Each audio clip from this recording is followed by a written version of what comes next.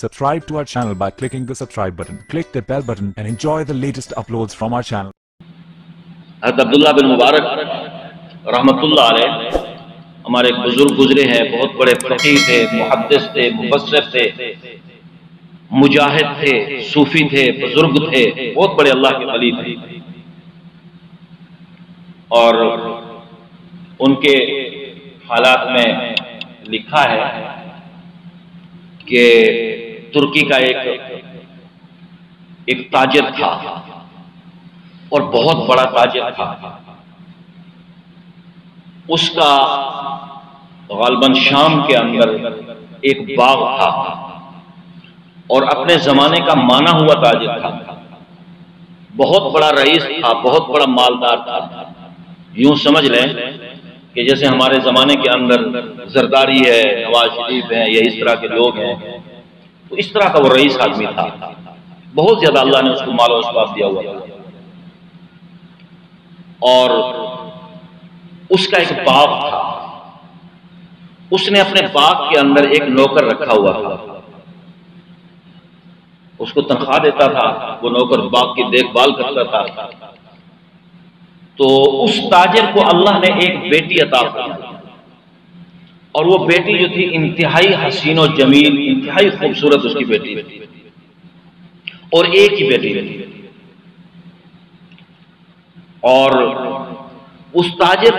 کو فکر پیدا ہوا جب بیٹی جوان ہوئی کہ میں اس کی شادی کروں، اور اس زمانے کے جو بڑے بڑے رئیس تھے، مالدار تھے، انہوں نے اپنے رشتے بھیجے، لیکن اس نے انکار کر دیا۔ اور وہ سوچتا رہا اور رشتے بھی ڈھونڈتا رہا۔ تو اسی دوران ایک دن وہ اپنے باغ کے اندر چلا گیا، اور وہاں جا کر جو اس کے باغ کا نوکر تھا، جو اس نے نوکر رکھا ہوا تھا باغ کے اندر، اس کو کہا کہ میرے لیے انار توڑ کر ان کا جوس لاؤ۔ اور نوکر نے انار توڑا، اس کا جوس نکالا، نچوڑا اس کو، اس کا جوس نکالا، جوس نکال کر مالک کو پیش کیا، تو وہ کھٹا تھا۔ وہ مالک کہنے لگا یہ تو کھٹا ہے، دوسرا توڑ کر لاؤ۔ تو اس نے دوسرا توڑا، اس کو نچوڑا، اس کا جوس پیش کیا، تو وہ بھی کھٹا تھا۔ پھر تیسرا، چوتھا، تو مالک ناراض ہونے لگا،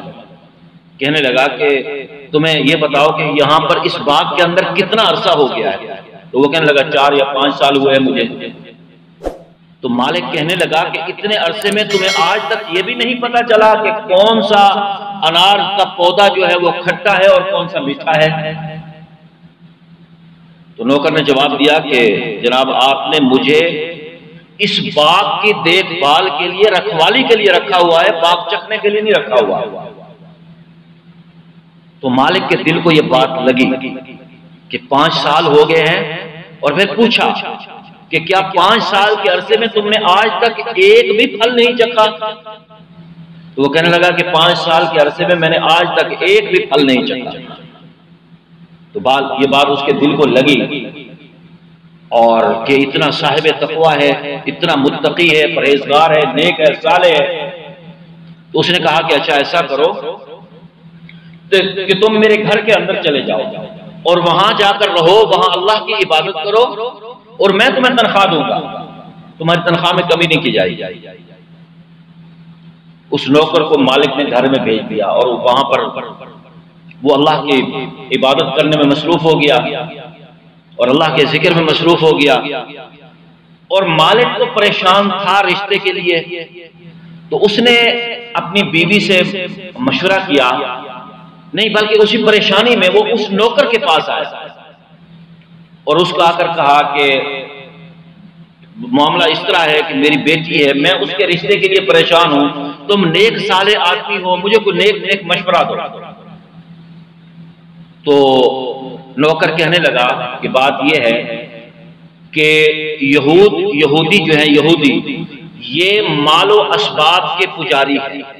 اور عیسائی حسن و جمال کے پجاری ہیں، جبکہ ہمارے پیارے پیغمبر علیہ السلام کی شریعت نے جو معیار رشتہ کرنے کا بتایا ہے وہ ہے ان اکرمکم عند اللہ اتقاکم، وہ تقوی معیار بتلایا ہے، تقوی۔ کہ تم تقوی کو سامنے رکھو، اگر تمہیں کوئی صاحب تقوی نیک اور متقی مل جائے تو اس سے اپنی بیٹی کا رشتہ کر دو۔ تو اس کو یہ بات اچھی لگی، تو اس نے جا کر اپنی بیوی سے مشورہ کیا، تو بیوی کہنے لگی کہ بات یہ ہے کہ اگر ہم نے نیکی اور تقوی کو سامنے رکھنا ہے تو پھر اس سے بڑا ہمارا جو نوکر ہے، اس سے بڑا متقی اور کوئی بندہ نہیں، ہمیں چاہیے کہ ہم اپنی بیٹی کا رشتہ اسی سے کریں۔ تو مالک کہنے لگا ٹھیک ہے۔ پھر مالک نے اپنی بیٹی کا رشتہ اپنے نوکر سے کر دیا۔ کچھ عرصہ کے بعد اللہ نے ان کو ایک بیٹا عطا فرمایا، اور جب بیٹا پیدا ہوا تو وہ باغ کا جو مالک تھا وہ فوت ہو گیا۔ وہ فوت ہوا تو اس کی ساری جائیداد بیٹی کو منتقل ہوئی، اور بیٹی سے پھر اس بیٹے کو منتقل ہوئی، اور انہوں نے اس کا نام عبداللہ رکھا، عبداللہ۔ اور اللہ کی شان، جب عبداللہ تھوڑے سے بڑے ہوئے تو چونکہ مال و اسباب بہت زیادہ تھا تو دوسری لائن پر چلے گئے، اور والدین بہت پریشان تھے کیونکہ والدین نیک تھے، اور بیٹا دوسری لائن پر چل پڑا۔ تو ایک دن سوئے ہوئے تھے عبداللہ، تو خواب کے اندر کوئی آدمی ایک قرآن پاک کی آیت پڑھ رہا تھا، أَلَمْ يَأْنِ لِلَّذِينَ آمَنُوا أَن تَخْشَعَ قُلُوبُهُمْ لِذِكْرِ اللَّهِ، کہ ابھی تک لوگوں کے دل جو ہے وہ اللہ کے ذکر کی طرف مائل نہیں ہوئے، کہ ان کے دل کے اندر اللہ کی خشیت یعنی اللہ کا خوف پیدا نہیں ہوا۔ تو جب اٹھے تو سارے کے سارے گناہوں سے توبہ کر لی، اور جب توبہ کر لی تو باپ نے 50,000 درہم دیے اور کہا کہ بیٹا اس سے کوئی تجارت کر لو، اور وہ 50,000 درہم لیے اور اللہ کے راستے میں چلے گئے، یعنی اللہ کے راستے میں اللہ یعنی دین شریعت کا علم حاصل کرنے کے لیے چلے گئے، اور علم حاصل کرتے رہے۔ جب وہ 50,000 درہم ختم ہوئے تو پھر واپس آئے، تو باپ نے پوچھا کہ بیٹا تم نے کون سا کاروبار کیا یا نہیں کیا؟ تو کہنے لگے کہ ہاں میں نے تجارت کی ہے، اور میں نے ایسی تجارت کی ہے کہ جو دنیا میں بھی فائدہ دے گی اور آخرت میں بھی فائدہ دے گی۔ تو باپ نے پوچھا کہ کون سی بیٹا کون سی تجارت کی ہے؟ تو فرمانے لگے کہ میں نے وہ 50,000 درہم علم حاصل کرنے میں لگا دیا۔ تو باپ بڑا خوش ہوا، اس نے 20,000 درہم اور دیے کہ جاؤ اور علم حاصل کرو، اور وہ علم حاصل کرتے رہے، یہاں تک کہ ان کے حالات میں لکھا ہے کہ عبداللہ بن مبارک رحمۃ اللہ علیہ نے اپنے زمانے میں 4,000 اساتذہ سے علم حاصل کیا، 4,000 اساتذہ سے علم حاصل کیا۔ اور جب پھر حدیث پڑھانے کے لیے بیٹھتے تھے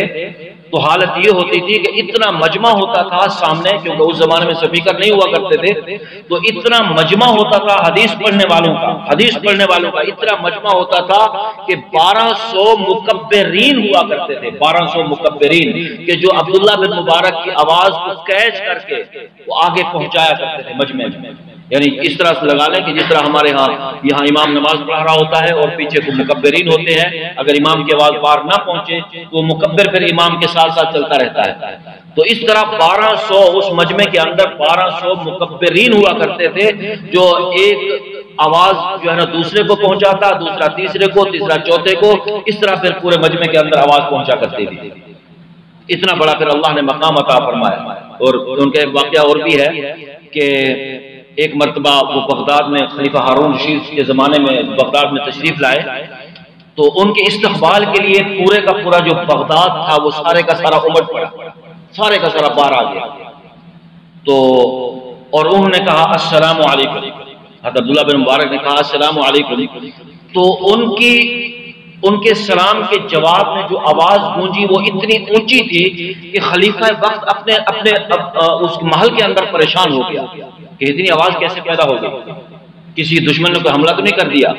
اور پھر پتہ کرا تو پتہ چلا کہ عبداللہ بن مبارک رحمۃ اللہ علیہ بغداد میں تشریف لائے ہوئے ہیں، اور ان کے استقبال کے لیے مجمع جو نکلا ہوا ہے اور انہوں نے سلام کیا، یہ اس مجمع کے سلام کا جواب تھا، اس کی آواز تھی۔ تو ساتھ ان کی بیوی بھی بیٹھی ہوئی تھی، وہ کہنے لگے کہ خلیفہ ہارون رشید کو کہ ہارون کہ تمہاری حکمرانی کیا حکمرانی ہے کہ تم تو لوگوں کے جسموں پر حکومت کرتے ہو، اصل حکمران تو یہ لوگ ہیں جو لوگوں کے دلوں کے اوپر حکومت کرتے ہیں، اصل حکمران تو یہ لوگ ہیں۔ اور ان حضرت کے اندر تقوی اتنا زیادہ تھا کہ ان کے ایک ساتھی ہیں، دوست ہیں ان کے، قاسم بن احمد کے نام سے، اور وہ فرماتے ہیں کہ میں دل میں سوچتا تھا کہ حضرت عبداللہ بن مبارک رحمۃ اللہ علیہ کی طرف لوگ جو ہے لپکتے ہیں ان کی محبت میں، اور یعنی ان کی محبت میں لوگ جو ہے وہ پاگل ہیں، اور میں سوچتا تھا کہ اس کی وجہ کیا ہے۔ فرماتے ہیں کہ رات کے وقت ہم ایک مرتبہ بیٹھے ہوئے تھے کمرے کے اندر، اور چراغ جو تھا وہ چراغ بجھ گیا، جب چراغ بجھا اور ہم نے چراغ جلایا، اور جب ہم نے چراغ جلایا تو اس کی روشنی میں ہم نے دیکھا کہ عبداللہ بن مبارک کی آنکھوں سے آنسو ٹپک رہے ہیں اور وہ فر گر رہے ہیں۔ تو ہم نے پوچھا کہ کیا بات ہے؟ تو فرمانے لگے کہ یہ جو کمرے کا اندھیرا تھا، اس سے مجھے قبر کا اندھیرا یاد آیا اور اس لیے میں رونے لگا، اس سے مجھے قبر کا اندھیرا یاد آ گیا اور اس لیے میں رونے لگا۔ تو قاسم بن احمد رحمۃ اللہ علیہ فرماتے ہیں کہ میرے دل کے اندر خیال آیا کہ یہی وجہ ہے کہ ان کے دل کے اندر تقویٰ ہی اتنا ہے کہ لوگ ان کی طرف لپکتے ہیں، ان کی محبت میں پاگل ہیں، اور اللہ کے راستے میں خرچ بھی بہت زیادہ فرمایا کرتے تھے۔ تو بہرحال تو ان کے بارے میں آتا ہے، وہ فرماتے ہیں، خود فرماتے ہیں، ان کے حالات میں لکھا ہے، وہ خود فرماتے ہیں کہ میں ایک عرصہ تک رئیس لوگوں کے محلے میں رہا، رئیس لوگوں کے، اور فرماتے ہیں کہ جتنا عرصہ میں مالدار لوگوں کے محلے میں رہا تو مجھ سے زیادہ پریشان حال آدمی کوئی نہیں تھا، کیونکہ میں جس کو بھی دیکھتا اس کا لباس میرے لباس سے اعلیٰ ہوتا اور اس کی سواری میری سواری سے اعلیٰ ہوتی، اس کا مکان میرے مکان سے اعلیٰ ہوتا،